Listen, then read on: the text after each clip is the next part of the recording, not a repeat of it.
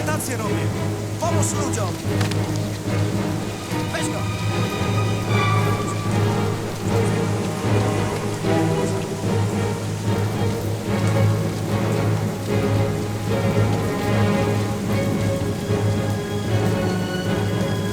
Ruszaj się szybciej.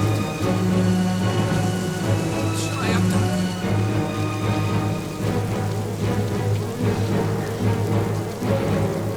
Szybciutko! Siadamy!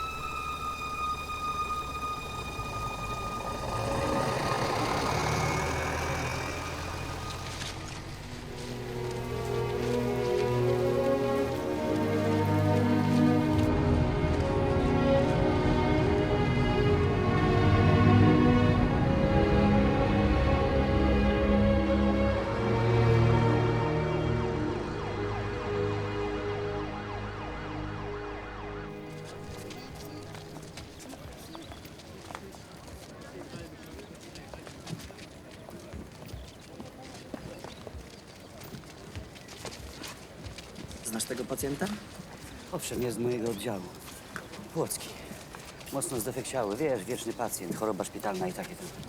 Nigdy go nie widziałem. Bo jesteś u nas dopiero od niedawna.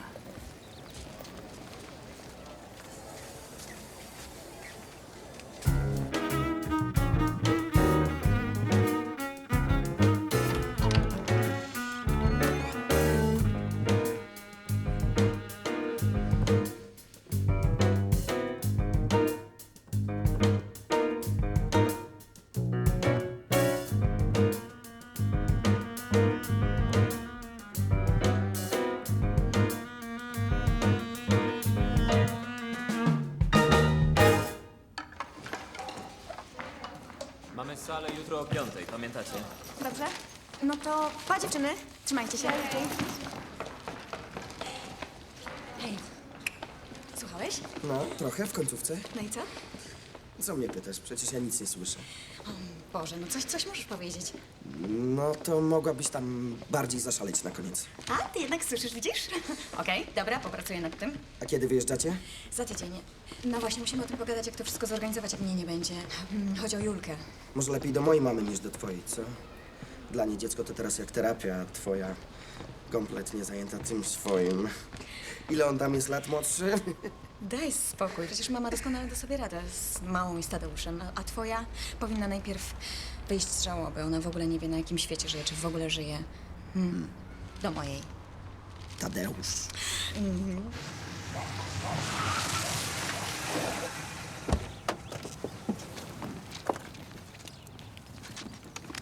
A ty nie wysiadasz? Muszę jeszcze jechać do szpitala. Znowu? Mam nocny dyżur. Co, nie mówiłem ci? Nie, chyba nie. Ale to wejdź przynajmniej na chwilę, przywitasz się z mamą. Dobra. O, dobrze, kochanie, że jesteś. Zaraz Tadzio przyjeżdża. No i jak było? Dobrze, ale bolał ją trochę brzuszek. Dałam jej rumianku i teraz już wszystko dobrze, prawda? Cześć. O, cześć. Cześć. Ja tylko na chwilę, bo muszę jeszcze do szpitala. Jak tam? Wszystko dobrze? Dobrze, ale miałyśmy takie małe problemy. A teraz już po wszystkim, tak? Aha, dzwoniła twoja mama i przypomina, że będzie we wtorek na cmentarzu. A tak wiem, oczywiście będę. Ale nie można jej jakoś pomóc? Prawie od 3 miesięcy nie wychodzi z tego cmentarza. Chyba musi się sama z tym uporać. Tadeusz. Pa. Ja też odprowadzę mamę i lecę. No to pa. Popatrz, ile się tego uzbierało po powodzi. No.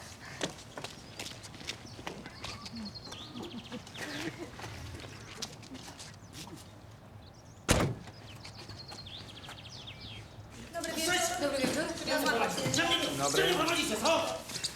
Gdzie mnie prowadzicie? Za to, żeście mnie wzięli, co? Za to, żeście mnie wzięli! Proszę się uspokoić. Mówiliście się, kurwa, na mnie! Niech pan się uspokoi, wszystko będzie w porządku.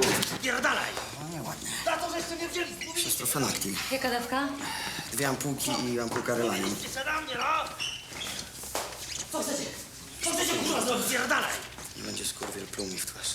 To jest pogwałcenie praw obywatelskich, ja napiszę do gazety! Halo, niech ktoś przyjdzie, pomoże odebrać pacjenta. Dziękuję. Masz przejebane! Jak zawsze w tej sytuacji, ale teraz przyjmujemy pana do szpitala. Temu nowemu proszę dać haloperidol 3 razy po 10 mg. To zresztą ciekawy przypadek. Niech mu się pan bliżej przyjrzy. Może to pana zainspirować w pańskich poszukiwaniach. Zdaje się, że szuka pan tematu do swojej pracy naukowej, tak? Tak, oczywiście. Tylko zastanawiam się, czy to nie jest za duża dawka jak na początek. Może go lepiej najpierw poobserwować.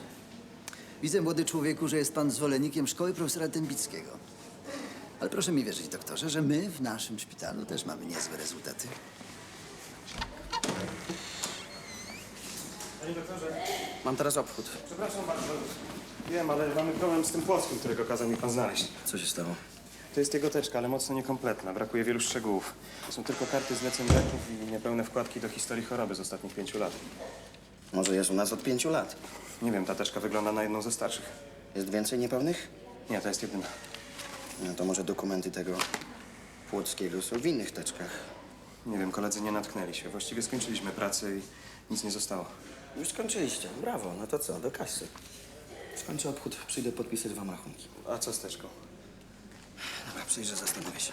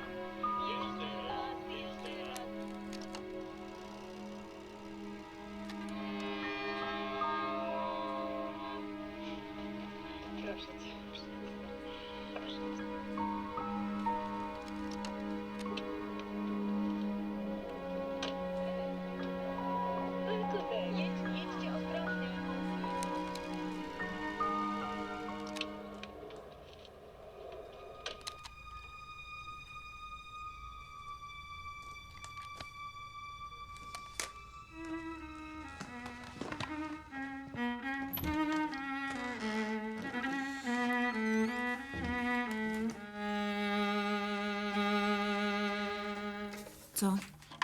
Nic. Moi ludzie znaleźli ducha w szpitalu. Ducha? Nie ma nic, ani numeru dowodu, ani jakiejś legitymacji, czy tam zaświadczenia z danymi. W karcie albo w historii choroby wpisujemy NN, nieznany. Non notus. Dziwnie patrzy. Że to jest głupie, ale on coś... Ma coś z ojca. Może to rzeczywiście duch. Nie żartuj.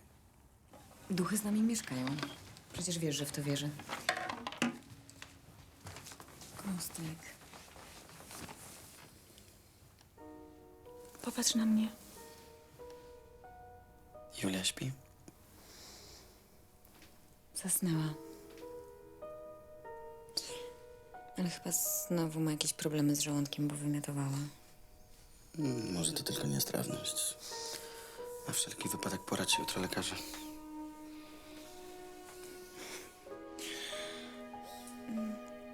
No to zabawne. Co? Mamy w domu lekarza, a ja muszę leczyć się gdzie indziej. Jak będziesz miała problemy z duszą, to zgłoś się do mnie. Wyleczę cię za darmo. Właśnie się zgłaszam. Mam się rozebrać, doktorze?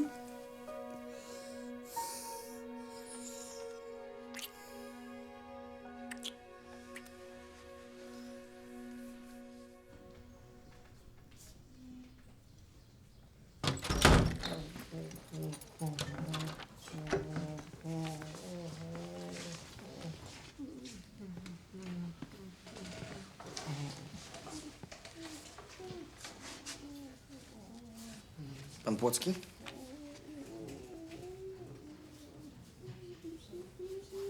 Pan Paweł Płocki?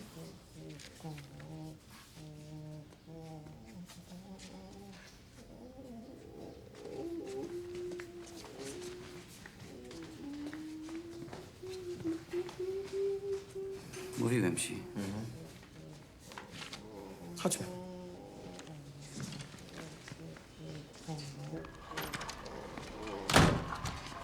Co, nic nie mówi?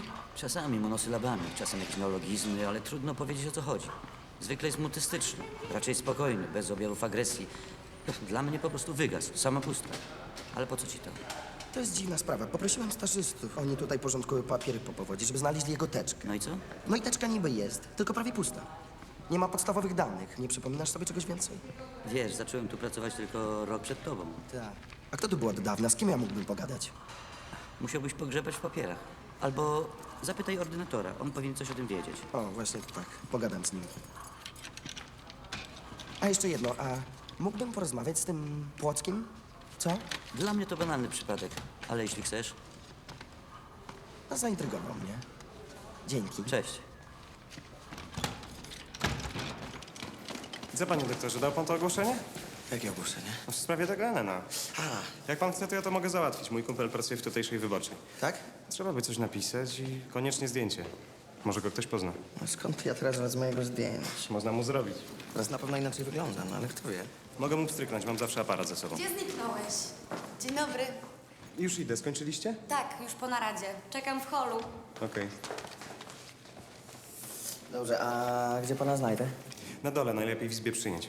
Dzięki tej akcji z archiwum dostałem się na staż. I Iwona też. Dobrze, będę pana szukał. Cześć. Do widzenia.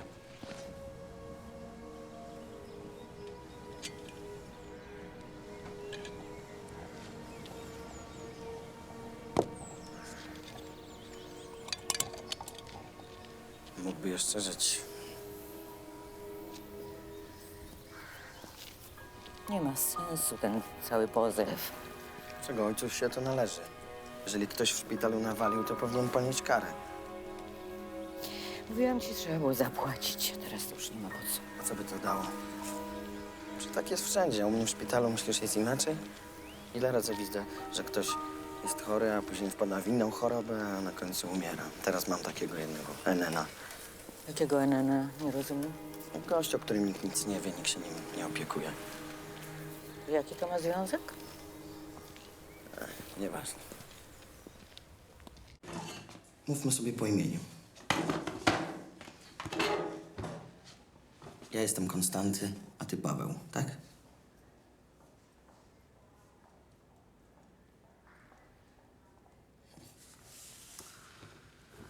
Nie twierdziłem, że będzie łatwo i wszystko mi od razu powiesz, ale przynajmniej daj znać, że mnie słyszysz.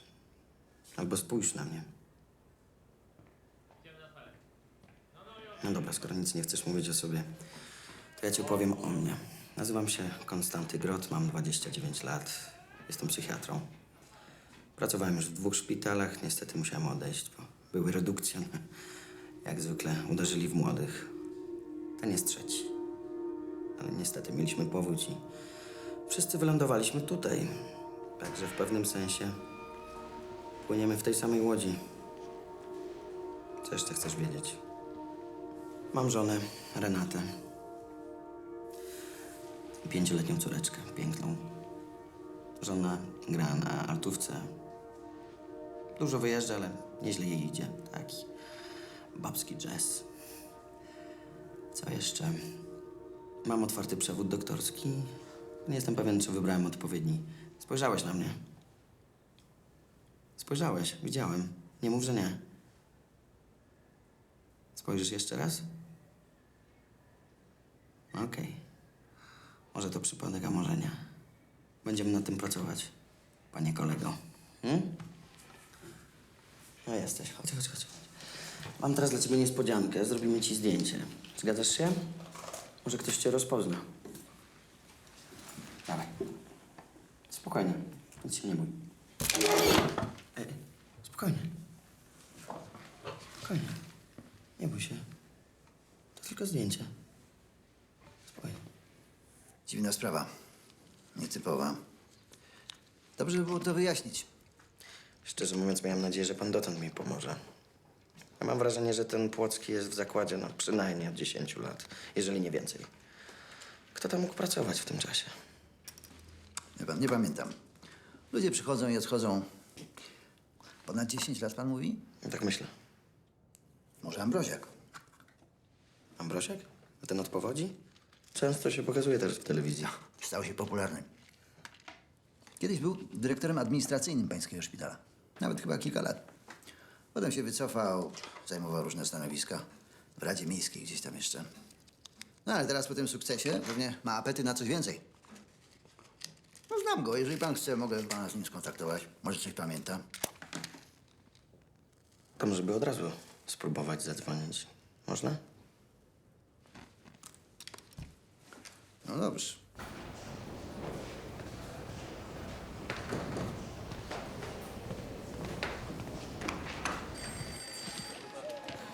Przepraszam, nazywam się Konstanty Grot. Szukam pana Mroziaka. Proszę bardzo, jest tu. A, dziękuję. Przewoźcie to na drugą stronę. Dzień dobry. Zdecydujcie sami w takiej sprawie. Dzień dobry. Konstanty Grot. A wiem, przepraszam, że dopiero dzisiaj możemy rozmawiać, ale potem co nas spotkało, widzi pan. Ja przepraszam, że ja panu zawracam głowę, tylko tak sobie pomyślałem, że mógłby mi pan pomóc w takiej dziwnej sprawie. Dziwnej. Proszę. Bo pan przed laty pracował w zakładzie psychiatrycznym w Szymanowie. Parę lat, tak, pod koniec 70. epizod, nawet tego nie umieszczam w CV. Tak, i po tej całej powodzi, ewakuacji, teraz porządkujemy archiwum. Nie stójcie tu, panowie, tylko jedźcie. W jednej teczce brakuje dokumentów. Płocki. Paweł Płocki. Może pan coś pamięta, bo to chyba było za pańskich czasów. Skąd pan bierze to za moich? Nie wiem. Nie wiem, tylko pan jest jedyną osobą, której wiem, że tam pracowała. A jak on się nazywa pan? Płocki. Paweł Płocki. Ja nie mogę pamiętać nazwisk wszystkich pacjentów z tamtych lat, no. Płocki nie pamiętam, nie. Ale wie pan, u nas papiery zawsze były w najlepszym porządku. Chyba że w czasie tej ewakuacji coś się zawieruszyło. Ja też tak myślałem, ale jak? No, to było zawiązane na sucho, niech pan zobaczy. Nie ma innych dokumentów. Może ktoś coś pamięta, może lekarz? Jaki lekarz? Ten, który go przyjmował. Który go przyjmował? Jak nawet nie wiadomo, kiedy go przyjęli, to co tu mówić o lekarzu? No, jak to skojarzyć? Nie wiem. Tu będzie pan miał kłopot. Ale nie mogę tego tak zostawić. Co pan zrobi? Co, będę szukał dalej. No po prostu myślałem, że może by mi pan kogoś wskazać, kogoś, kto tam pracował wtedy. No kochany, ale Panie jak my... doktorze? Już idę. Jak my nawet nie wiemy, o jakim okresie rozmawiamy, no to wie pan... Moje kontakty z tamtym środowiskiem urwały się kilkanaście lat temu, no. Potem pochłonęła mnie służba społeczna i widzi pan, tak się męczę do dziś. No nic, dziękuję panu bardzo. Dziękuję. Jak mi coś przyjdzie do głowy, dam panu znać oczywiście. Pan doktor... Konstanty Grot. Grot. Dziękuję. Daj mi to.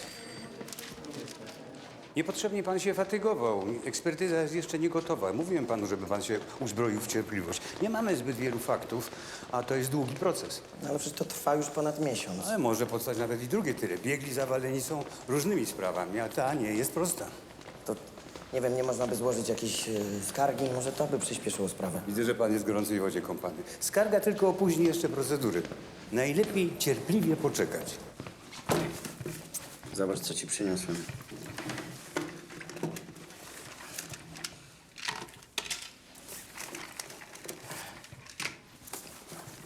Ukradłem to mojej córce. Nawet o tym nie wie. Ale najpierw sprawdzimy twoją pamięć. Poznajesz? Mały Fiacik, chyba pamiętasz. Co? No bo co to jest samochód, to chyba wiesz. Nie rusza cię to? Zobacz, on jedzie. No? Łap!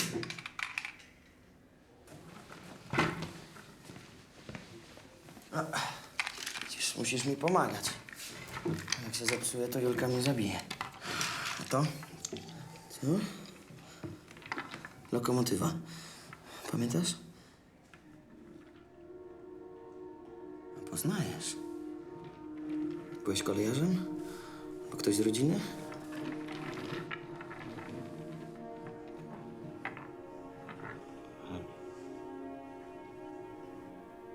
Co mówisz? Co?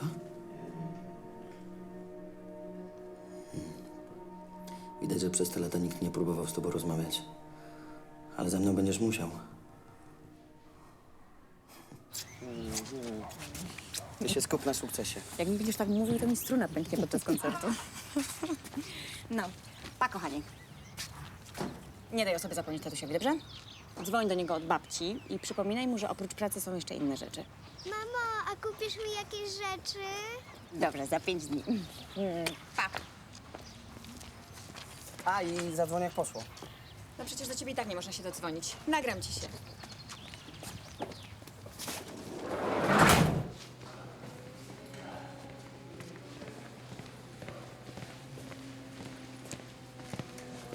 Dzień dobry. Dzień dobry. Gdzie jest ten pacjent, który tu leżał? Został przeniesiony. Zdaje się do innego szpitala. Zresztą jak wielu innych. Po tej powodzi mamy teraz przepełnienie. Jest doktor Julski? Nie, już wyszedł.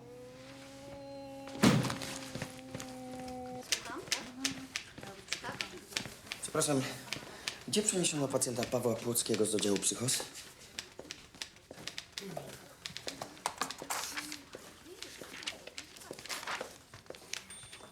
Stania, nie wiesz, gdzie przeniesiono Płockiego z oddziału... Z oddziału psychos, Paweł Płocki. Płocki. O, jest. Do domu opieki społecznej na nas Turcjową. Do domu opieki społecznej? Przecież to jakaś bzdura. Kto wydał to zlecenie?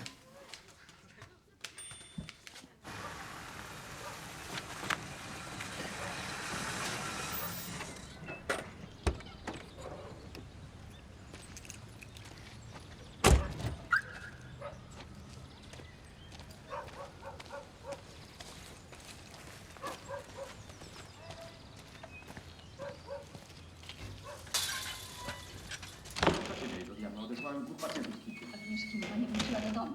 Przecież jest... Nie jest na wycieczce. Nie było żadnej wycieczki. Jak to nie było żadnej wycieczki? Podjechałam pod szkołę, chciałam ją odebrać. Nikogo nie Dzień było. dobry, przepraszam. Czy przywieziono tu dzisiaj ze szpitala psychiatrycznego z Opatowic Pawła Płockiego? A, ten taki niemrawy, co nic nie mówi. No to chyba ten. Czy mógłbym się z nim zobaczyć? Jest na dole w 7, a pan w jakiej sprawie? Jestem lekarzem z tego szpitala, leczę go. Aha, i chce pan go zobaczyć? No tak, jeśli można. Nie no, oczywiście, że można. Niech pan idzie, doktorze. Dziękuję. Odebrać. Nikogo nie było. Więc zadzwoniłam.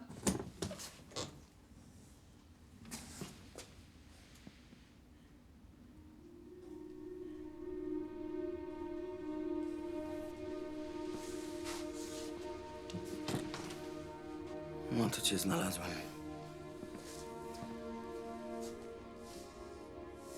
Jaki tu jest syf, jak oni cię mogli tutaj... Nie denerwuj się. Zajmę się tobą. Chodź. Ty rób dobre wrażenie, a ja się zajmę resztą. Nie dlatego, że nie pracuję, ale że też mam brak. Co powiedziałem? Co powiedziałem? Przepraszam. Ej, gdzie go pan zabiera? Do siebie do szpitala. Nie wolno, dzisiaj go dopiero przywieźli. Janek, Ale to była pomyłka. ma pan jakieś pismo? Jutro przywiozę. Mówiłem pani, że jestem lekarzem. Nie szkodzi, to jutro go pan zabierze. Janek! Co jest? Pan zabiera pacjenta bez zezwolenia. Słyszał pan, nie wolno. Jutro wszystko załatwię.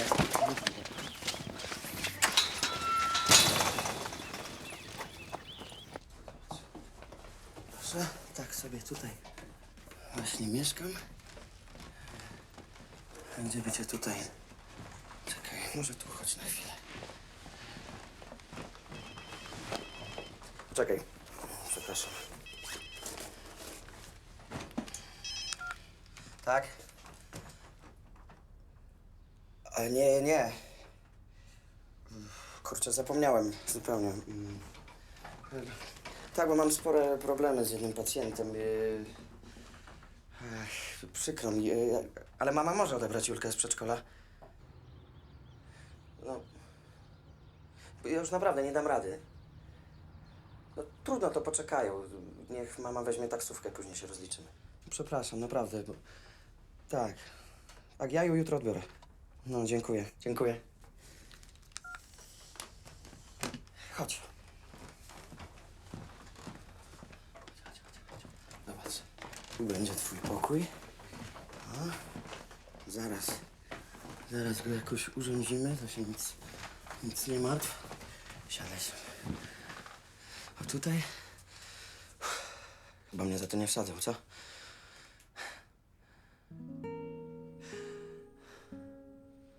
Czyżbyś coś chciał mi powiedzieć? Co? Rękę daj. Drugą. Dobra.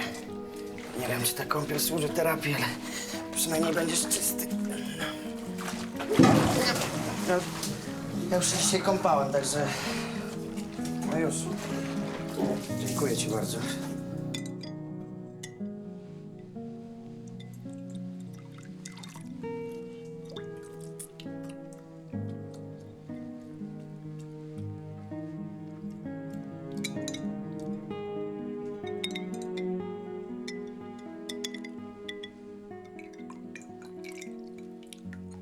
No, a spróbuj trzymać łyżkę. O tak. Widzisz? Zobacz. W ten sposób. Nie rozlewa się. Na pewno potrafisz, no?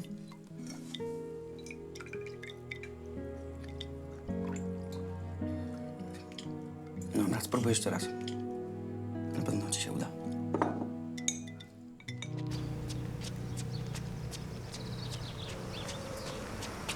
Spokojnie, spokojnie. Dzień dobry.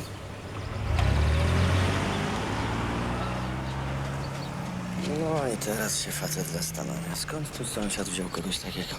Z rodziny czy obcy? Normalny czy chory? Ale się nie przejmuj.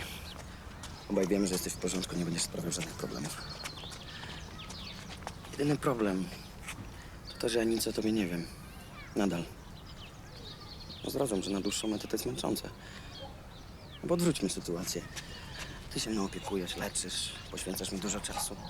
I nic o mnie nie wiesz. Przecież byś zwariował. Sam powiedz, czy to jest w porządku? Chodź.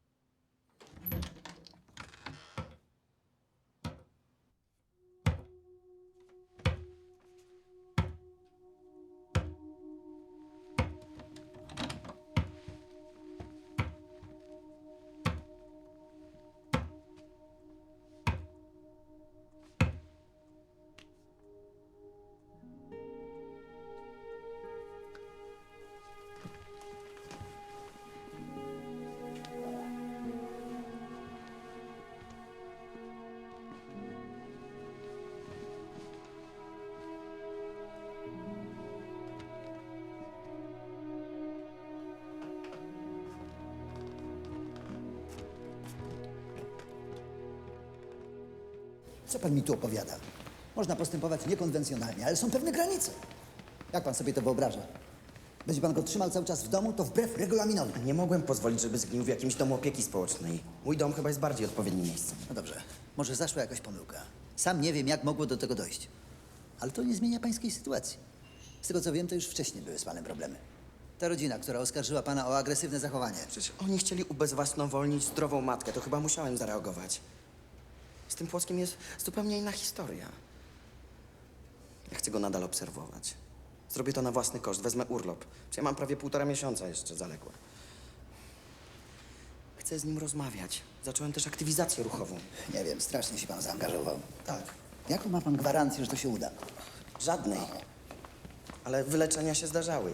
że we Włoszech istnieje cały program indywidualnej terapii Chiompiego. Podobno. Ale nie u pacjenta z takim defektem. Pan jest fantastą. Ordynatorze, chcę mieć pewność, że zrobiliśmy wszystko, co w naszej mocy. On nie ma nikogo. Jeżeli ja mu nie pomogę, to... Wie pan co? Właściwie to ja już nie mogę za to brać odpowiedzialności. On już nie jest w moim zakładzie. Teraz pan odpowiada za pacjenta. Niech się pan tylko dowie, jakie mogą mieć skutki prawne. Na razie.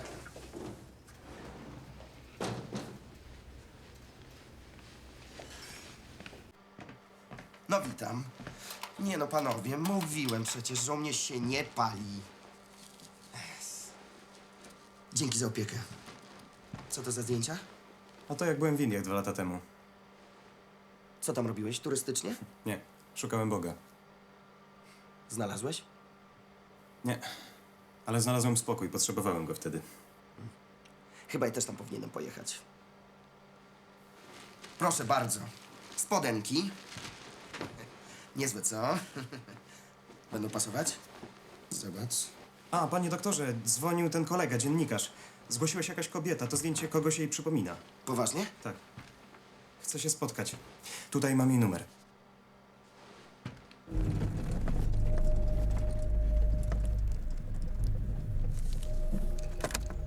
Myślisz, że to ona? Spytam. Pawełko, patrz, może to twoja rodzina.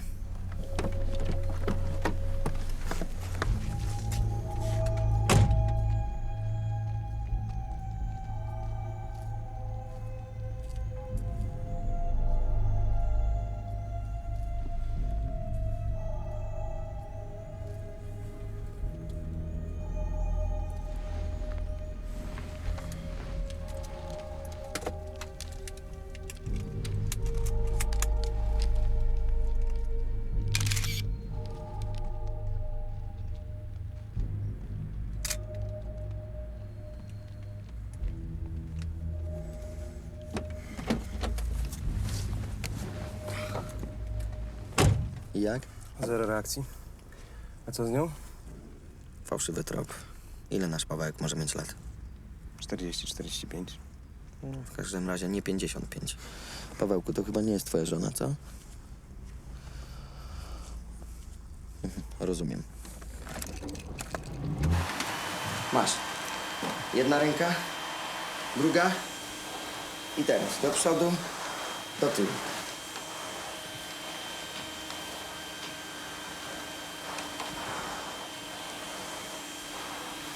I do tyłu.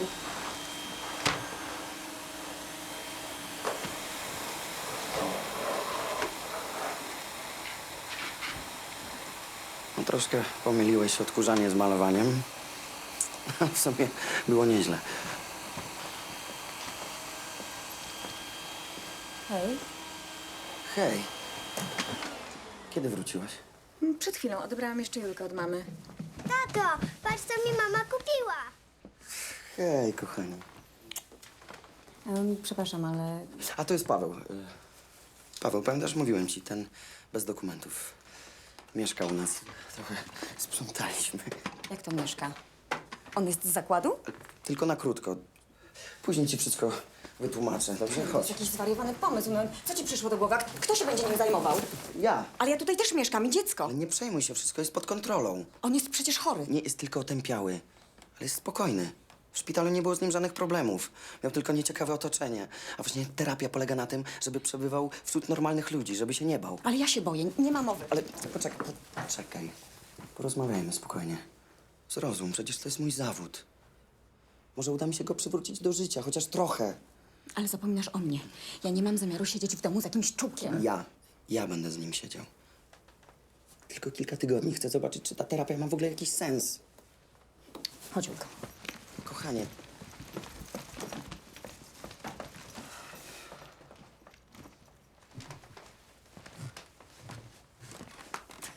Chyba go troszkę zaskoczyliśmy. Chodź. Wejdź tu. Zaraz wrócę.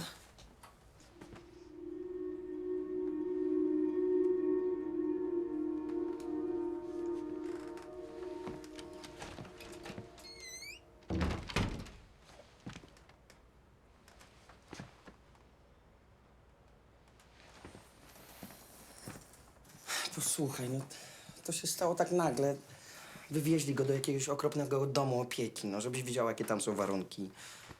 Że oni nawet tam nie leczą. Wegetowałby tam do śmierci, ja już zacząłem z nim pracować. On jest naprawdę spokojny? Tak, no, stracił tylko kontakt z otoczeniem. Nie bój się, mówiłem ci.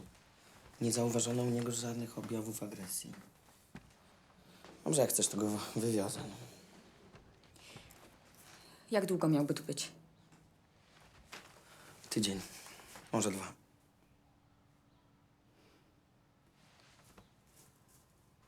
No dobrze, spróbujmy, ale Ale spokojnie. Czy myślisz, że sprowadziłbym do domu szaleńca? Myślisz, że jestem taki nieodpowiedzialny? jesteś czasem. Nie kontaktowałeś się z Julką. Wiem, przykro mi. A jak tam było?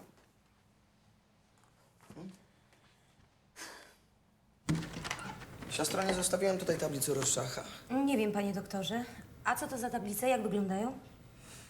No nic, to może zostawiłem w lekarskim. A mógłbym zobaczyć zeszyt wpisów?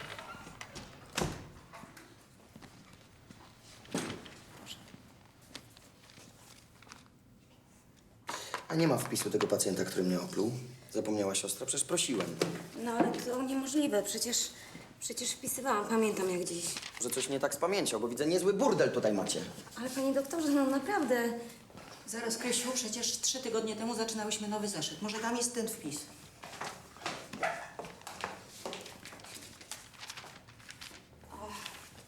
O to chodziło? Tak, oto. Przepraszam, ale stałem się na tym punkcie przewrażliwiony. Dziękuję, przepraszam. Panie doktorze! Tak? Przepraszam, ja w sprawie tego ogłoszenia. Przyjrzałam się temu zdjęciu. Jak pan mnie rozpoznał? Pielęgniarka mi pokazała, jak pan wychodził. Moglibyśmy porozmawiać? Przepraszam, bo ja się teraz bardzo śpieszę, a mógłby mi pan zapisać jakiś namiar, to ja oddzwonię do pana. Jasne, jasne. Jest pan pewien, że ma mi pan coś ciekawego do powiedzenia?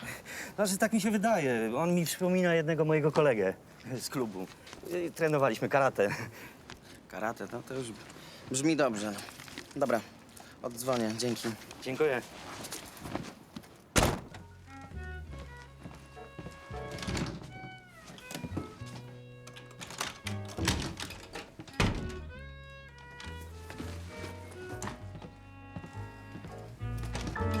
Przepraszam, mogę cię na chwilę prosić? Przepraszam.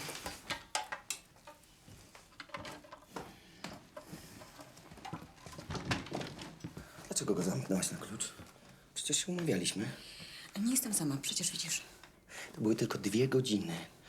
On nie może być zamknięty, to jest część terapii, musi się czuć wolny. Kostek, wiesz przecież, mam z tym problem. Ile razy mam ci mówić, że nie masz się czego bać? Jest tutaj 2 tygodnie i co się stało? Co się stało? Możemy o tym porozmawiać później? Mam próbę. Jest remont w Domu Kultury.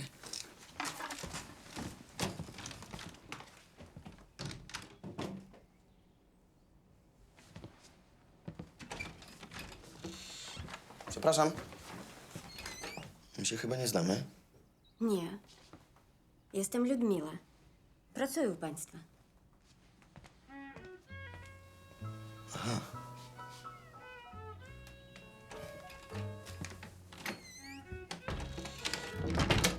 Przykro mi bardzo, ale na nazwisko Paweł Płocki nie mamy żadnej literki. Jest pani pewna? Przejrzałam bardzo dokładnie nazwiska na literę P, ale niestety nie ma. No nic. Dziękuję pani bardzo. Do widzenia.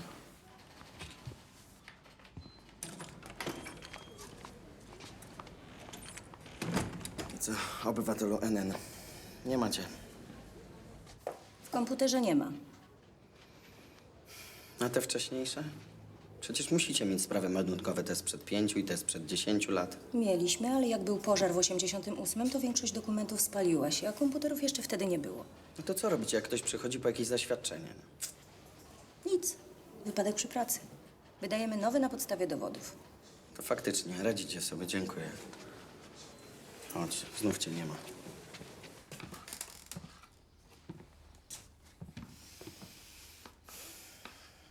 Już nie wiem, co mam robić. Nigdzie nie ma żadnego śladu po nim. Myślisz, że to możliwe, żeby człowiek sobie tak zniknął? Wolałabym, żeby on też zniknął z naszego domu. Obiecałeś mi to. Szukam miejsca, no przecież wiesz. Coś się stało? Juleńko, popatrz jak narozsypywałaś i jest porządnie. Właśnie, dzwoniła sekretarka Dębickiego. Prosiła, żebyś wpadł do niego jutro koło południa, ale do centrum konferencyjnego. Kto to? Pójdę zobaczyć. Dobry wieczór. Dobry wieczór. Przechodziłem z psem i pomyślałem, a właściwie to żona mnie prosiła. Chciała, żebym spytał, u państwa podobno mieszka ktoś nie bardzo... Znaczy, no, wie pan o co chodzi. Nie? U państwa... Nie będę owijał w bawełnę. U państwa mieszka psychiczny, znaczy chory z zakładu psychiatrycznego. No można tak powiedzieć, jestem lekarzem, zajmuję się nim. Słyszeliśmy, że jest niebezpieczny. Tak, jak to tak powiedział? No tak mówią. Wie pan, my mamy dzieci, inni sąsiedzi także i wolelibyśmy, żeby ten pacjent nie przebywał zbyt blisko. Rozumie pan, o co mi chodzi? Rozumiem, tylko ta propozycja nie podoba mi się. Zupełnie. I ten pan będzie tu mieszkał tak długo, jak ja zechcę. Jasne? I proszę się stąd zabierać, bo inaczej nawet ten pies panu nie pomoże. No. Niech go pan lepiej trzyma pod kluczem. Chodź mi. Chodź. Dałem mu popalić, co? Co się będzie wtrącał w cudze sprawy.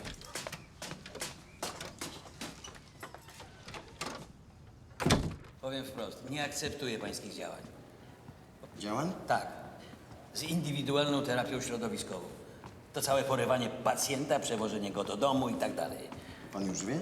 A to jakaś tajemnica? Nie, no ale to nie było porwanie. To zakład wysłał pacjenta do domu opieki społecznej. Ja chciałem tylko sprawę wyjaśnić. Ja mam inne relacje. Właściwie po co się pan zaangażował w ten przypadek? To strata czasu. Przecież pan wie, że w podobnych przypadkach istnieje określona metodyka terapii. Eksperymenty nie zawsze prowadzą do progresji. Myślałem, miałem właściwie pewność. Ale to nieważne, co pan myśli. W nauce liczą się fakty, a fakty są takie, że w podobnych przypadkach nie było 100% wyleczeń. W każdym razie nie tą metodą. Powiem tylko tyle, że dostał pan stypendium na badania w zakresie psychopatologii, a nie na jakieś uboczne eksperymenty. Przykro mi, ale widziałem pana w gronie poważnych naukowców, a nie efekciarzy. Jeżeli się pan będzie nadal upierał i prowadził ten mało uzasadniony eksperyment, to wybaczy pan, ale będę musiał się wycofać z opieki nad panem. Już idę. Ale ja przecież jeszcze nie... Niech pan to sobie przemyśli i zastanowi się, co się panu lepiej opłaca.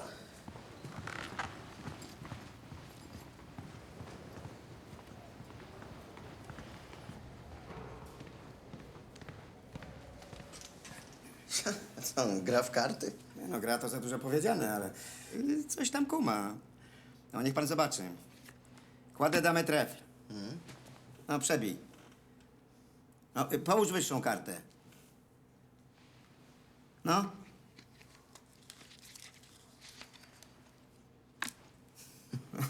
Teraz nie wyszło, ale 2 razy przebił asem. A może to był przypadek? Cholera wie, nie wyglądało. Mówię panu, że on coś tam kuma. No nic. Dziękujemy za przechowanie. Aż. Oddaj. Do widzenia. Do widzenia. Niech pan z nim zagra, to pan zobaczy. No dobry pomysł, nie pomyślałem o tym. Do widzenia.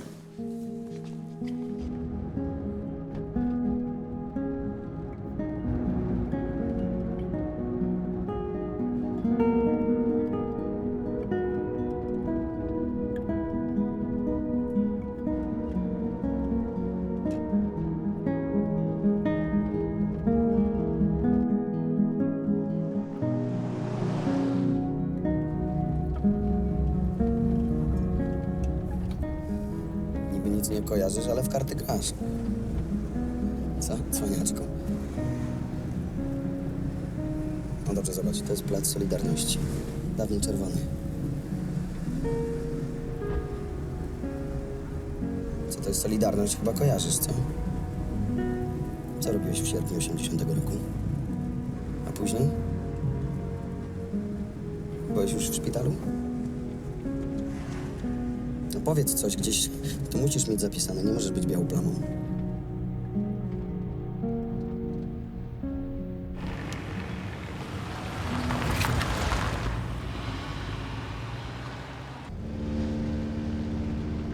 No popatrz. czegoś szukają. Pływałeś kiedyś motorówką? Co? Może byłeś marynarzem? Może rybakiem? Ratownikiem? No kim byłeś do cholery? Powiedz, no! Przepraszam. Przepraszam. Nie chciałem. Zdenerwował mnie ten Dębicki. Nie wierzę w to, co robimy. Ale zareagowałeś. Ktoś na ciebie krzyczał? Ktoś cię skrzywdził? Co? No już spokojnie. Ciekawe, co się tam stało.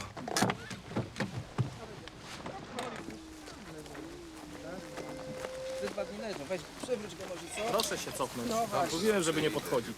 No nie widać żadnych śladów, ty. Kieszeni może dołóż. Nic nie będzie. Że obrączkę ma zobacz. A, obrączkę ma, ty. Weź zdejmij, zabezpiecz obrączkę, co? Proszę się cofnąć. Mówiłem, żeby nie podchodzić. Co? Czekaj, twarz trochę oczyszczę. No zaraz sprawdzę, wiesz, obrócimy go. Dawaj.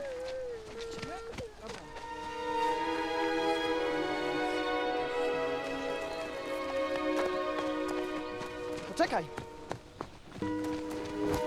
Poczekaj!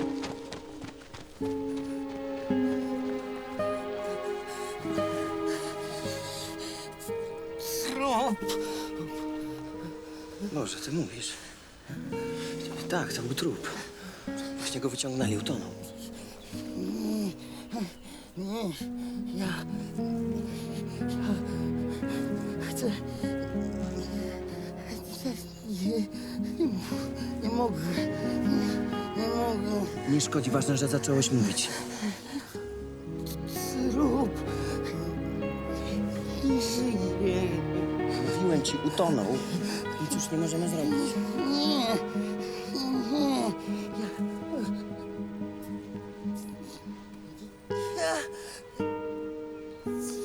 Ja nie pamiętam.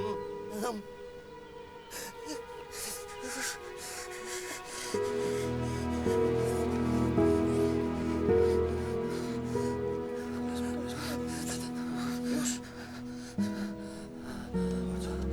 Chodź, pojedziemy. Czekają nas długie rozmowy.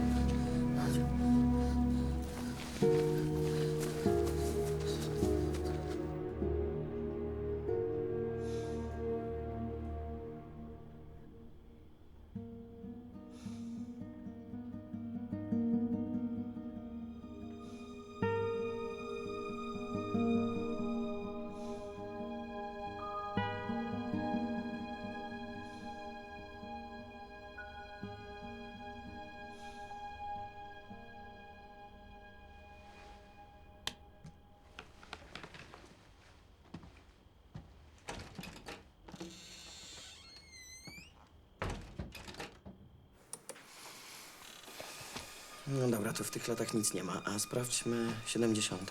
No jeszcze nie ma wszystkich, tylko końcówkę. No to świetnie, to zobaczmy na przykład 77, 79. Proszę bardzo. O, Boren. Ludwik Boren. Ludwik Boren. Wszędzie go pełno w tamtym czasie. W późniejszych latach go nie ma. Może już nie pracował w szpitalu. Na to wygląda. Zniknął.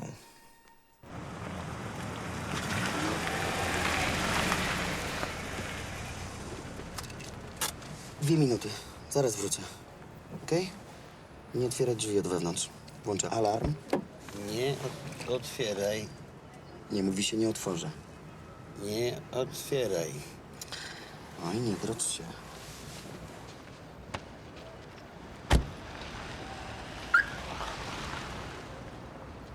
To zaprosimy na sobotę, albo... Ale muszę kończyć, mam gościa. Potem zadzwonię. Dzień dobry. Pan doktor Grot. Pamiętam. No. Jak panu idzie z tym pacjentem? Znalazły się papiery? Są jakieś postępy? No, to jednak musi potrwać. No, wie pan, mówiłem, że psychiatria to nie jest wyrostek robaczkowy, szast, nie po wszystkim tu trzeba cierpliwości. Przez tych parę lat się napatrzyłem. Tak, ja znowu z prośbą do pana dyrektora, bo No. ciągle szukam śladów związanych z tym Płockim. Ale panu mówiłem, że mnie wtedy jeszcze nie było. Kiedy? No, wtedy, kiedy został przyjęty. A skąd pan wie, kiedy został przyjęty? Ja tego nie rozumiem. Nie, bo wcześniej nie mówił pan, że pana tam wtedy nie było. I w ogóle skąd pan wie, kiedy został przyjęty?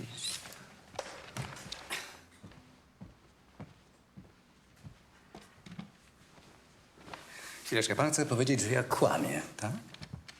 Nie, no o Boże, no przecież mógł się pan pomylić. Dobrze, powiem krótko.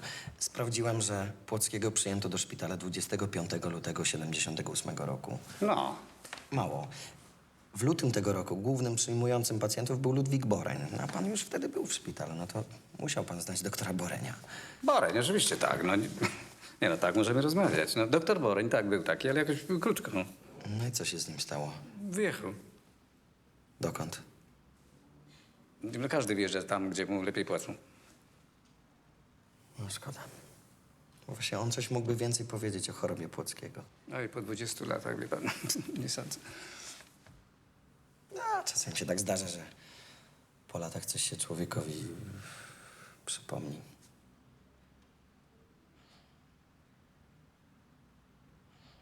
No nic.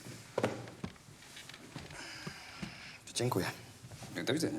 Do widzenia.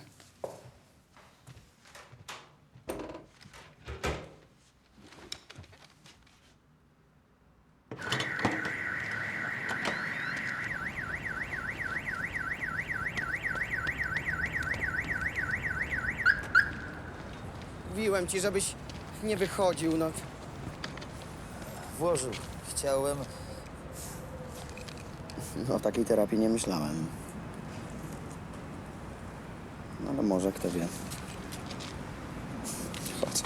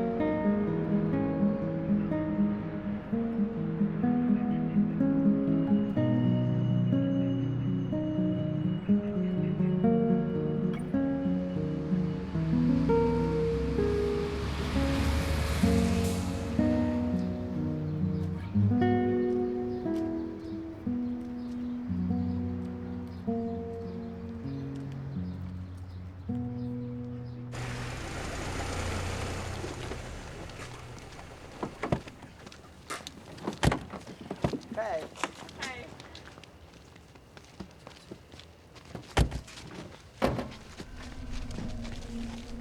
Kostek? O co chodzi? Au! Julka! Puść ją! Puść!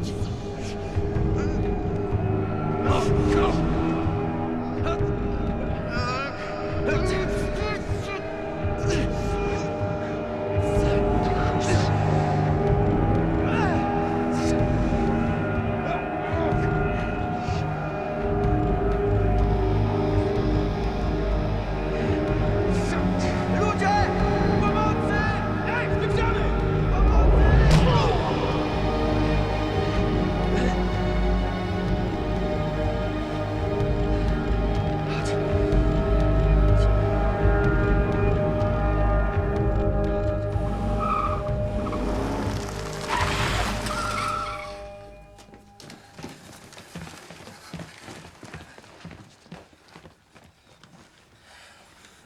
Przypieprzyli ci. Mamy jakiś plaster albo coś? Trzeba się nim zająć. Ja zadzwonię na policję. Kto to? Chyba twoja matka dzwoniła, że będzie wieczorem.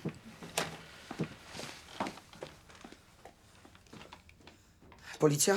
I nie zapamiętał pan numeru? No to nie, uciekałem do domu, kiedy odjechali. To była złota Vectra. Ale numer jest ważny. Żaden ze świadków nie zapamiętał? Nie wiem, tamten drugi samochód też odjechał. W takim razie nic nie możemy poradzić. Panowie, no przecież to jest napad, no. Działamy wtedy, kiedy mamy jakichś świadków, jakieś ślady, numer rejestracyjny, opis napastnika, coś w tym rodzaju. No jednego opisałem. Jak zobaczycie coś państwo podejrzanego w okolicy, proszę natychmiast dać znać. A ten pański pacjent to nie jest, no, niebezpieczny? Nie, niech się pan nie obawia. On nie jest wariatem, stracił tylko pamięć. Pomagam mu ją odzyskać. To dobrze. No tak, tylko pytam na wszelki wypadek. Odprowadzę panów.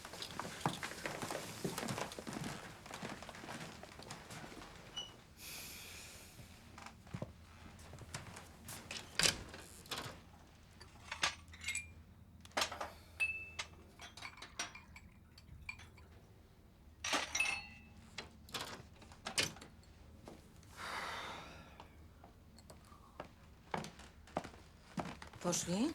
Tak. No i co, zrobią coś? Nic, muszą mieć świadków. No widzisz, to jest wszędzie to samo. Mała śpi? Tak, zasnęła. Kostek, to się może powtórzyć. Mało jest pokręconych ludzi. A pamiętasz tego stąd, co tu był niedawno z psem? Powinieneś odesłać go do szpitala. Teraz, kiedy się zaczął odblokowywać, już nie wiedziałaś, jak się ładnie zachował? Nie myślał o sobie, tylko o dziecku. Chciał ją ochronić. Ja teraz nie mogę odesłać z powrotem do szpitala. Miesiąc pracy by poszło na marne. Przez taki... porażka. Oby to nie była porażka nas wszystkich. Renia ma rację. Odeślij go. Ojca też odesłali.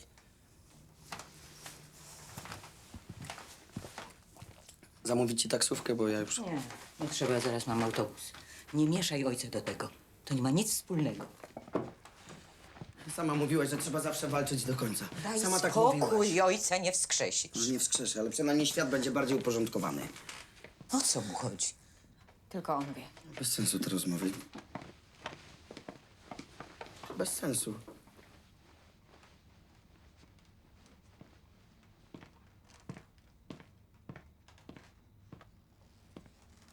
Julka, co ty tu robisz? Dlaczego nie śpisz? Nie chce mi się spać. Puszczaj ją. Uspokój się, przecież nic jej nie zrobił. Ma jej nie dotykać, rozumiesz? No i sama przestraszyłaś dziecko. Przecież nic nie chciałeś zrobić Julce, prawda? Nie chciałam. No widzisz? Moja lalka.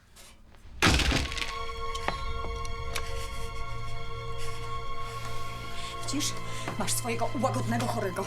Niebezpieczny czubek. Ma go tutaj jutro nie być, rozumiesz? Uspokój się.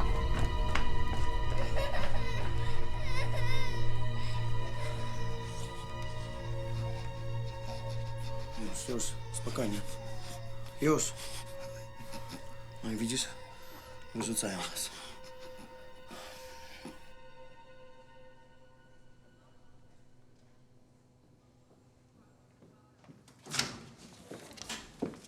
Tylko naprawdę nie dłużej niż kilka dni. Tylko do piątku.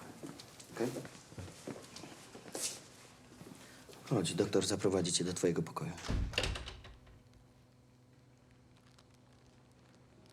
Nic się nie bój, to jest dobry szpital.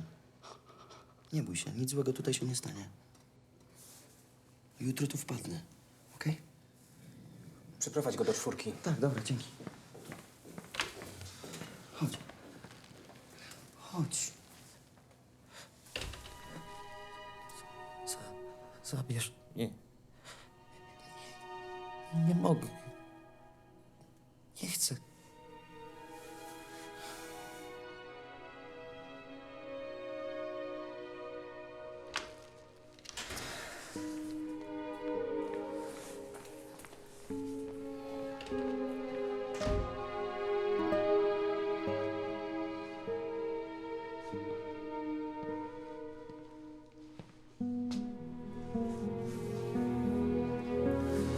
Dobra, chodź, wracamy do domu. Porozmawiam z Renatą.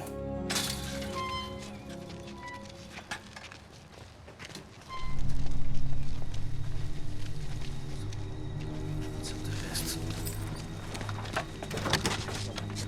Renata! Renata!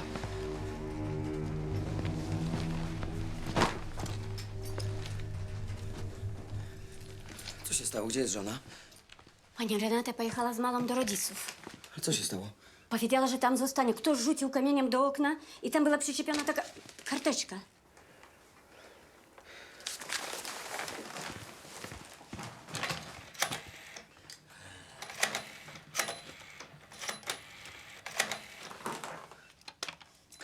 Halo, Konstanty, czy jest Renata? Tak, to poproszę. Słuchaj, ja dopiero przyjechałem i... Nie, no ale nie wiem, co... Dobrze, nie wiem, co się stało. Ale przecież jego już tutaj nie ma. Dobrze, zadzwonię. Mhm. Dobrze.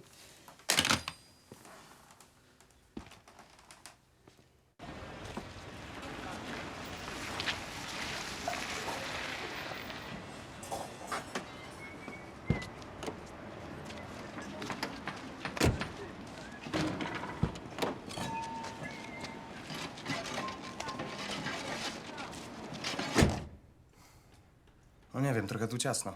Ale tylko tydzień, no może 2, potem coś wymyślę. Przecież dla ciebie to też jest szansa. Możesz się dużo nauczyć. Badamy ciekawy przypadek, a jest postęp. Ale tylko tydzień, no może 2, potem coś wymyślę. A co ze stażem? Muszę się pokazywać w zakładzie. Załatwię jakieś zwolnienie. Ale pan zdaje się sam podpadł. Najbardziej żonie. Ale tak musiało być. Nie miałem wyjścia. To co? No dobra. No, świetnie. Dziękuję ci. Zostaniesz na jakiś czas z Robertem, okej? Nie bój się, znacie się przecież. Znam Roberta. Lubię Roberta. Lubi cię. Widzisz? Jeszcze nigdy nie powiedział, że kogoś lubi. Lubi, a? Naprawdę idziemy do przodu. Tylko musisz z nim dużo rozmawiać, wiesz, żeby się otworzył. Dobra, będziemy gadać. Nie bój się. Będę do ciebie codziennie przychodził. Dobra? Nie, no co pan, nie ma o czym mówić. Na jedzenie.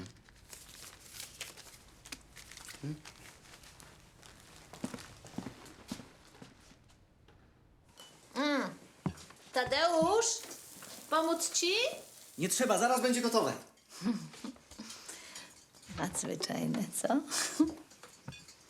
Nie przypuszczałam, że jeszcze będę miała tyle radości w życiu. No, przynajmniej masz spokój. Ale tobie też by się przydał. Całe życie byłam uwiązana do Krzyśka. Uważałam, że to mój obowiązek. Dzieci są ważne, ale małżeństwo dziś jest, jutro może go nie być. Jakie to ma znaczenie? Trzeba się cieszyć życiem, póki jest zdrowie. Ty też się powinnaś nad tym zastanowić. Szczególnie teraz, kiedy twoja sytuacja nie jest taka jasna. To jest, mamo, trochę bardziej skomplikowane. Mhm. Ale nie możesz tam teraz mieszkać. Musisz coś z tym zrobić. Ecco spaghetti bolognese.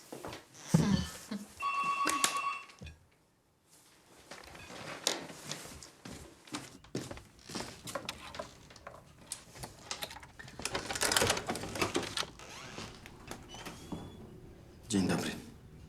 Ale zrozum, że nic się już nie może stać. No, ktokolwiek to był, sądzi, że Paweł jest teraz znowu w szpitalu. A nie jest? Nie. No nie mogę dać się zastraszyć. Muszę wszystko doprowadzić do końca. Mieszkał Roberto. Wynająłem szklarza, wstawi nam szyby. Wszystko będzie tak jak dawniej. No. A potem go znowu przywieziesz. Nie, oddam go do domu opieki. Ale sam mówisz, że dom opieki się nie nadaje. No pewnie, że się nie nadaje. Są jakieś fundacje, no sprawdzę to. Dobra. Ja muszę sporo próbować w domu, bo mamy w przyszłym miesiącu tournée we Francji. Aha. Ale jeśli on się znowu pojawi, to odejdziemy. Bez względu na wszystko, pamiętaj. Będzie dobrze. Daj tu. Przestań, zabijesz nas, wariacie. No.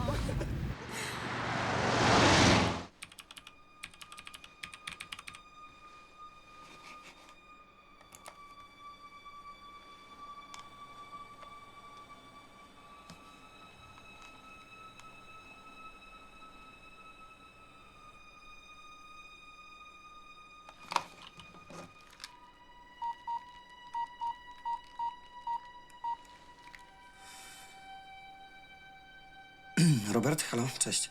Konstanty. Słuchaj, jadę jutro do Łodzi. Aha. Trafiłem na ślad. Tak, wrócę po południu, to wszystko ci opowiem. Na razie.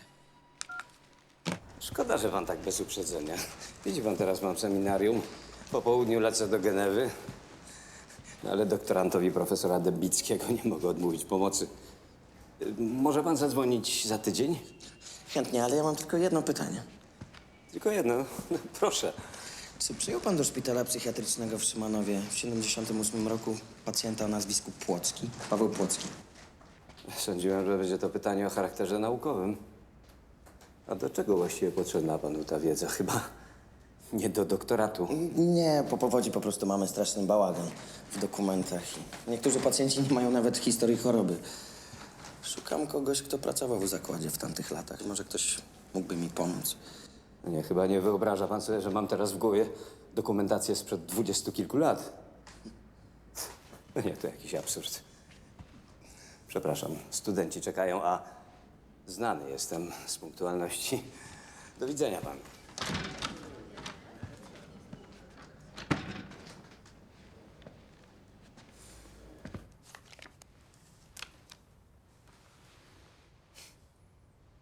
Ten cieć miał chyba rację. Ty chyba udajesz, co? Widziałeś lot nad kukułczym gniazdem? Pamiętasz tego Indianina? Nie próbujesz go udawać przypadkiem? Nie, Co nie? nie widziałem Indianina. Dobrze mówię? Czyli nie widziałeś filmu? Dobra, znajdę kasetę i ci puszczę. Z nim się można coraz lepiej dogadać. Mam ważną sprawę. Byłem w sądzie. No i co? Z 78 brakuje większości akt. Wyczyścili. Jak to możliwe? Skąd wiesz? Od mojej ciotki. Pracuję w sądzie praktycznie od zawsze. Znalazłam niteczki z opisami chorych skierowanych przez sąd do szpitala. Jesteś o nim? Nie, jego nazwiska nie ma na liście. Ale właśnie z 78 brakuje 2 kolejnych numerów w rejestrze. Jeszcze coś. Co? Na liście biegłych psychiatrów z tego okresu znalazłem nazwisko Ludwika Borenia. Żartujesz. Naprawdę. Nie można by tej listy jakoś skserować? Już to zrobiłem. Jesteś wielki. Widzę przed tobą szybką i błyskotliwą karierę. No, jest. Jak byk. Dziwny zbieg okoliczności, prawda? Pistolet.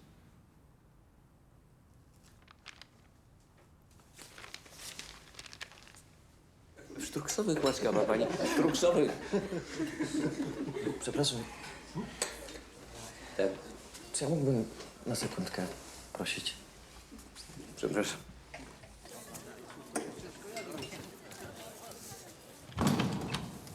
Ja chyba pana gdzieś widziałem. Tak, tydzień temu.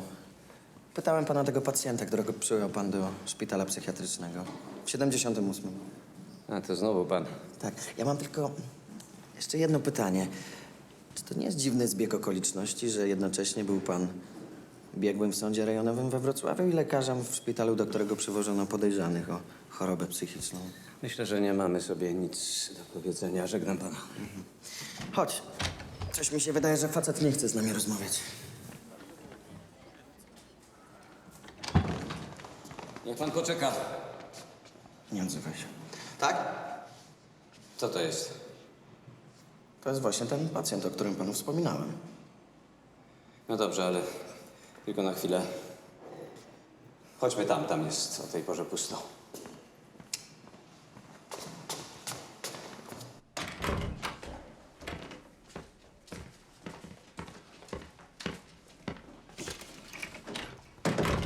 Usiądź sobie.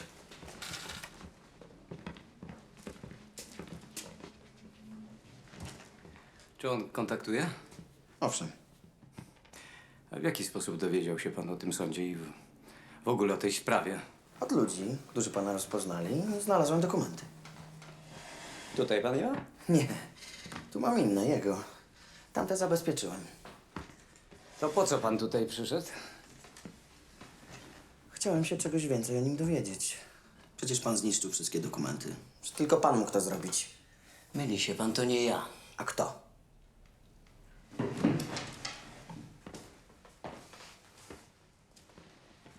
Tak się złożyło, że w tamtych czasach, mając już rodzinę, uwikłałem się w romans z pielęgniarką w szpitalu i pojawiło się dziecko. Nie chciałem rozstawać się z żoną, więc ukrywałem to jak mogłem, ale pewnego razu wezwał mnie Ambroziak, dyrektor administracyjny szpitala, i złożył propozycję nie do odrzucenia. Jeden prokurator miał brata. Jak miał nazwisko? Nie pamiętam. Może Płocki? Nie. To nazwisko wymyślił Ambroziak specjalnie dla niego. Otóż ten prokurator z jakichś tam powodów postanowił zamknąć swojego brata w szpitalu psychiatrycznym. Rzeczywiście byłem wtedy biegłym. Ambroziak wymógł na mnie najpierw fałszywe rozpoznanie, a później skierowanie do szpitala, w którym pracowałem. A że nie był to spokojny facet. Wprost przeciwnie. Znany był z agresywnego usposobienia. Rozrabiał. Prowokował burdy, więc sąd rejonowy, na podstawie mojej opinii, wydał postanowienie o zamknięciu go w szpitalu. Wolałem o nic nie pytać. Trochę się w tym pogubiłem. Bałem się. Już w zakładzie był ciągle niespokojny. Rzucał wyzwiskami, pobił nawet jednego pielęgniarza. Więc uznano go za rzeczywiście niebezpiecznego i leczono. Co dostawał? Neuroleptyki to te tańsze. Uspokoił się trochę, ale po pewnym czasie zamknął się w sobie. Zaczął się izolować, tracić kontakt z otoczeniem. Nie chciał go pan później wypisać? Po 3 miesiącach odszedłem z tego szpitala. Wyjechałem do innego miasta. Zerwałem z żoną, związałem się z kobietą, z którą miałem To dziecko. już nie jest moja sprawa. A gdzie są dokumenty z tamtego okresu? Dlaczego nie ma ich w jego teczce? Nie wiem. Może zadbał o to Ambroziak? Może. Tylko jeszcze jednego nie rozumiem. Czego? Jak pan mógł żyć tyle lat, wiedząc, że w zakładzie gnije zdrowy człowiek, umieszczony tam przez pana? Nie przeszkadzało to panu? Przeszkadzało. Owszem, przeszkadzało. No i co z tego? Nawet w tej chwili czuję się z tym obrzydliwie. Ale w tej sytuacji ma się tylko do wyboru. Albo próbować pomóc komuś, komu i tak nie da się pomóc. I zmarnować sobie życie. Albo walczyć o przetrwanie, by móc później robić coś wartościowego dla innych. I pan zrobił? Sądzę, że tak.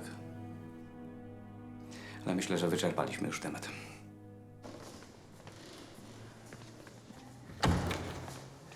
Jeszcze jedno. Właściwie dlaczego ten prokurator to zrobił?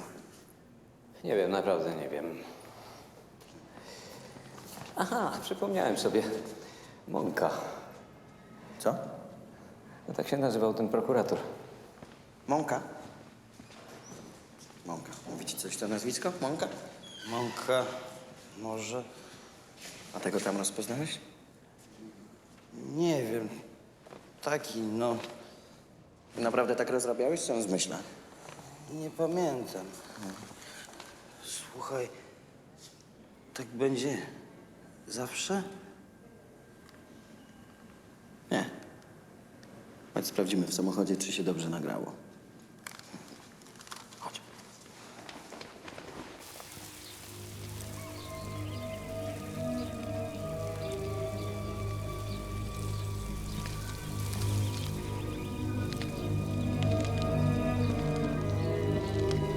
Aktywny wypoczynek widzę. Ogródek, kwiatki. Szczęściarz z pana. A żeby pan wiedział, to moja pasja. Powódź się skończyła, należy mi się odpoczynek. A przed panem nawet we własnym domu nie mogę się ukryć. Co pan mnie tropi, czy co? Może pan posłuchać? Gdzie są dokumenty z tamtego okresu? Dlaczego nie ma ich w jego teczce? Może zadbał o to Ambroziak? Co pan mi tu dyskotekę robi? Zna pan go? Co to za gość? Boreń. Prokuratora Mąkę też pan znał. Znałem. Co z tego, wiele osób go zna. To znaczy, że wszyscy mają coś wspólnego z pańskim pacjentem? A zresztą chce pan w to mieszać prokuratora. Proszę bardzo. Powodzenia. Znajdę go. Ala!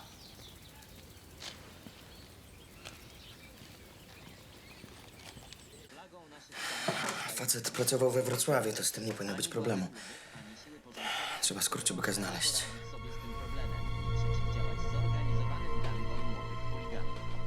Ciągle brakuje odpowiednich przepisów, które pozwoliłyby w sposób zdecydowany karać winnych, niszczących nie tylko stadiony, ale także szlachetną ideę leżącą u podstaw jednej z najważniejszych dyscyplin. Już.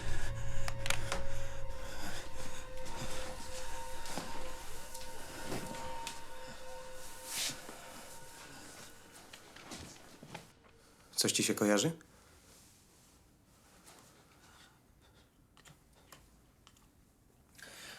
Trochę się cofnął, no ale tak bywa. Może brał udział w zadymach w 80. Może nawet działał w podziemiu. No, może był bity.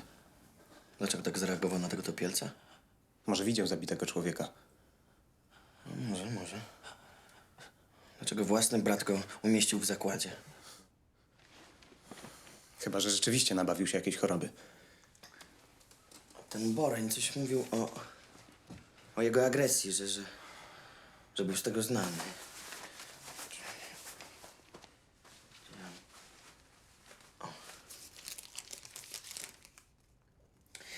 Zgłosił się do mnie jakiś facet i twierdził, że miał kolegę, z którym był w klubie karate i że tamten potem nagle gdzieś zniknął. A Paweł, karate. No wiem. Gdzieś widziałem tę dziewczynę. Pracowała z nami, kiedy porządkowaliśmy archiwum. Ma praktyki w zakładzie, jest rok niżej ode mnie. No, fajna. A, właśnie. Mam do pana prośbę. Mógłby pan zostać pojutrze z Pawłem po południu? Mam spotkanie. Nie, no jasne. Na razie, cześć. Dzięki. Nic szczególnego tutaj nie ma. A jego ankiety z lat 80. A jest adres? No jest. Ale on nie musi tam dzisiaj mieszkać. No to nie szkodzi. Ja przepraszam, że tak panią w to wciągam, ale... Dobra. Przypiszę to panu. Chodźmy.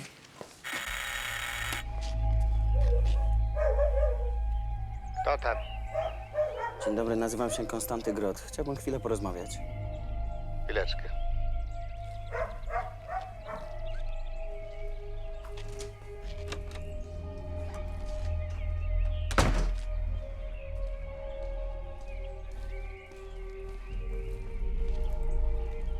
Pan w jakiej sprawie?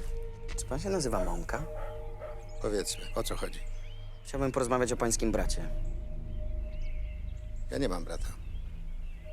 Na pewno? Do widzenia panu.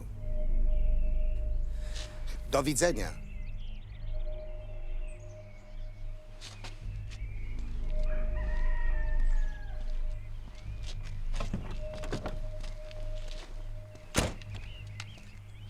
Do zobaczenia. Chyba zrobię licencję detektywa. Nic ci nie przypomina? W ramach rządowego programu odbudowy. W każdym z domków znajdą się Może go nie rozpoznawać, minęło trochę lat. Jest pan pewien, że to był on? W 100%.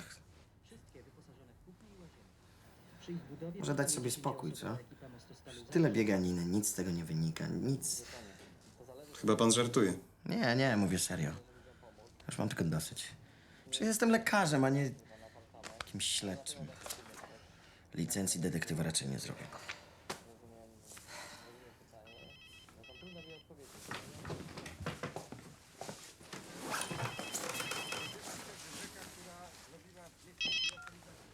Halo. A, dzień dobry, mecenasie. Tak? Aha, to co robimy? No dobrze, no, zastanowię się. O, zadzwonię do pana. Jutro. Dziękuję, do widzenia. Ekspertyza w sprawie mojego ojca nic nie wykazała. Z tego procesu chyba też zrezygnuję. Nie wiem, może to jest moja wina, może ja czegoś zaniedbałem. W okolicach tyle szkód odkryje nam jeszcze nie jedną tajemnicę. Widziałem. Woda wypłukała Z tobą. pamiątki z wielu domów. To jest jeden z tych gości, którzy na nas napadli przed domem. Może to jego kierowca? Kierowca.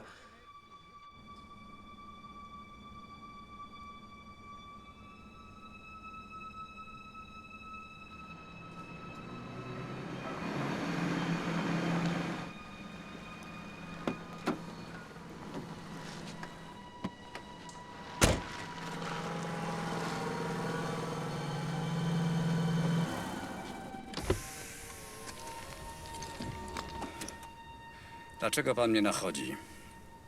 Widziałem pana w telewizji, w dobrym towarzystwie. Paweł też go rozpoznał. Czego pan chce? Zaraz!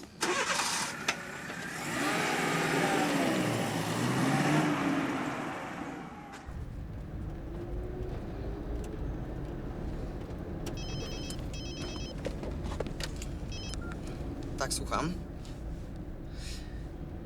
No. Tak, to był on. Jak dzisiaj, ale... A dlaczego tam? To nie można by gdzieś indziej? No dobrze, będę za pół godziny. Tak. Mhm. Ambroziak. Ambroziak. Odwiozę cię do Roberta. Przecież on jest z dziewczyną teraz. No nic, może Renata to jakoś przeżyje. Nie ma żony? Nie. Pojechała gdzieś z córką, ale niedługo wróci. Dobrze, ja muszę gdzieś pojechać, ale ten pan zostanie tutaj na pół godziny. Dobrze? Będzie u mnie w gabinecie, chodź. Siadaj tutaj i czekaj na mnie. Niestety nie mogę cię zabrać ze sobą. Masz, możesz sobie to przejrzeć. Ciekawy jest ten, o mózgu. Tylko nie wychodź. Jak Renata wróci, może się wkurzyć. Okej? Gdyby żona wróciła, to proszę powiedzieć, że to pan tylko na chwilę. Dobrze?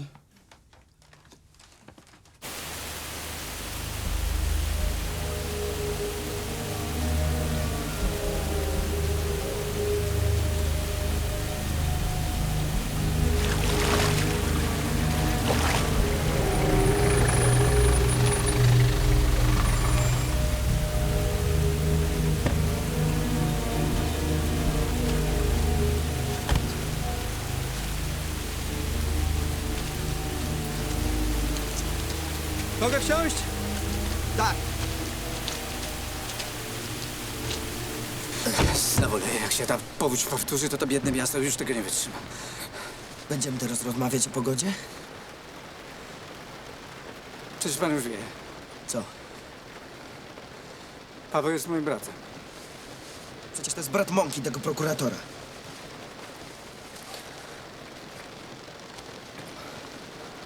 No tylko imię się zgadza. Zdjęcie w ogóle nie jest podobne. Nie jest podobne, bo było zrobione 20 lat temu. Resztę zrobiła choroba. Boreń mówił, że to jest brat Mąki. Bo tym go zaszantażowałem, żeby mi nie utrudniał. A skąd ja mam wiedzieć, że to jest prawda? Bo to panu mówię. Niech pan to zostawi. Bo co? Bo chcę mieć spokój. Nasłał pan na mnie jakiegoś bandziora, kto... Dobra, jeżeli to jest pański brat, to wsadził go pan na 20 lat do zakładu psychiatrycznego. Pan mi mówi o spokoju? Gówno pan rozumie.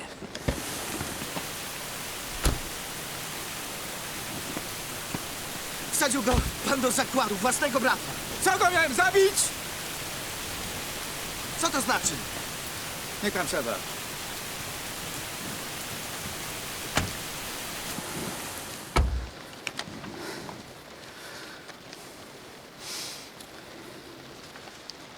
Niech pan to obejrzy. Mój brat. 11 lat. Młodszy. Miły chłopak, nieśmiały. O, tu z naszym ojcem. Matka. Oboje zginęli w wypadku, jak miał 13 lat. Od tego czasu się nim zajmowałem. O, tu ze mną. W czasie studiów. Dziecko jeszcze. Potem już nie był taki miły, o. Zamiast szkoły wolał to. Kursy walk, karate, Lubię, jak się go ludzie bali. Czyli to jednak prawda. Co? Nic. Nie, w wojsku zdobył nawet jakieś mistrzostwo, ale go wylali za wódę. I potem to. To jest zdjęcie operacyjne, które znalazłem potem u Pawła. Poznaje pan? Nie? No tak, za młody pan. Nie może pan pamiętać. Zaruba. Drukował jakieś gazetki i organizował podpisy. Koniec 70. Wtedy takich było niewielu. Spotykał się z dziennikarzami zagranicznymi i dlatego podpadł. Władzy wsadzali go raz i drugi, ale nie pomagało. Nie rozumiem. Rozwalał tajne zebrania, wybijał szyby w samochodach i bił studentów. No i na koniec to. Co się stało?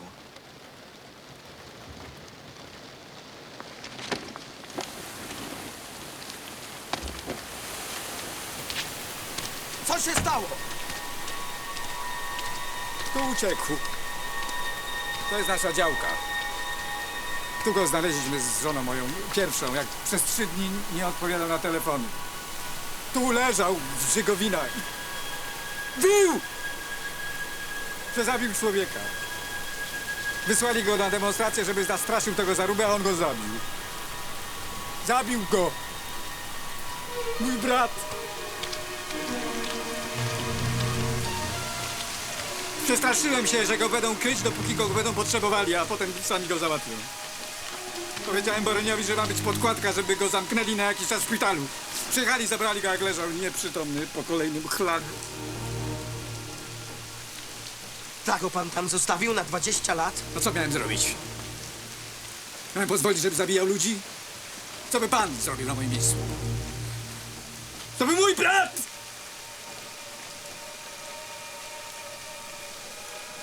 Chroniłem go, dopóki mogłem.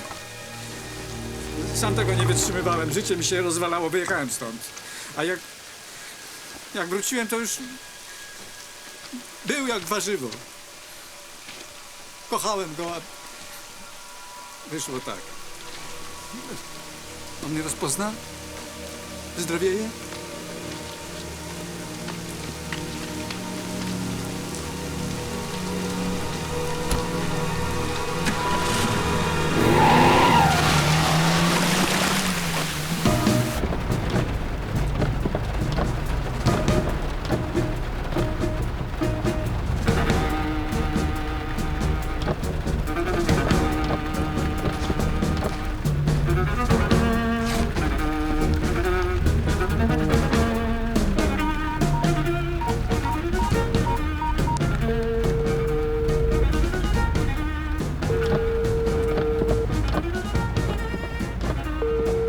Tutaj telefon Renaty i Konstantego. Zadzwoń jeszcze raz.